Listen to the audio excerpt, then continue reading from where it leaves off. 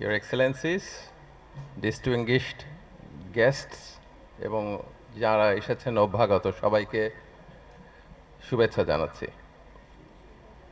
আমরা চেষ্টা করেছিলাম যেসব কাজ বাকি আছে, দীর্ঘদিন ধরে যে কাজগুলো পড়ে আছে সেগুলো এগিয়ে নিয়ে যাওয়ার জন্য।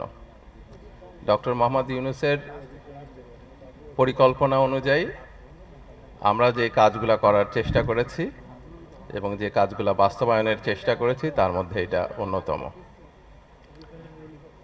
আমরা চেষ্টা করেছিলাম বাংলাদেশের কোনো মানুষ, কোনো নাগরিক যেন আর মনে না করেন যে তিনি বঞ্চিত।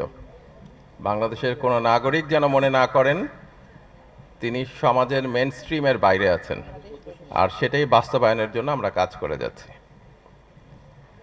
বাংলাদেশ সবার, এটা বহুমাত্রিক একটি দেশ।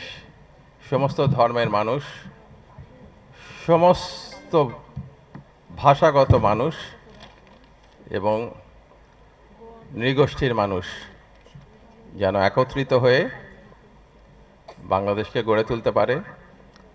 জুলাইয়ের ৩৬ দিন যেইভাবে সমস্ত ধর্মের তরুণ যুবকরা রক্ত দিয়েছেন অন্যায়ের বিরুদ্ধে, যেভাবে বাংলাদেশকে তারা স্বপ্ন দেখেছিলেন, সেটা কিছুদূর বাস্তবায়নের দায়িত্ব যেহেতু আমরা পেয়েছি, আমরা তা পালনের চেষ্টা করছি।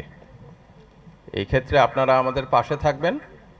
আমরা যথাসাধ্য চেষ্টা করে যে সংস্কারের পরিকল্পনাগুলো আছে যেটুকু সম্ভব এগিয়ে নিয়ে আমরা আপনাদের থেকে বিদায় নিব।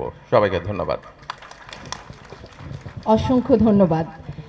এবারে সংগঠনের পক্ষ থেকে বাবু অজিত রঞ্জন বড়ুয়া, চেয়ারম্যান বাংলাদেশ বৌদ্ধ সমিতি, আমাদের উপস্থিত অতিথিবৃন্দ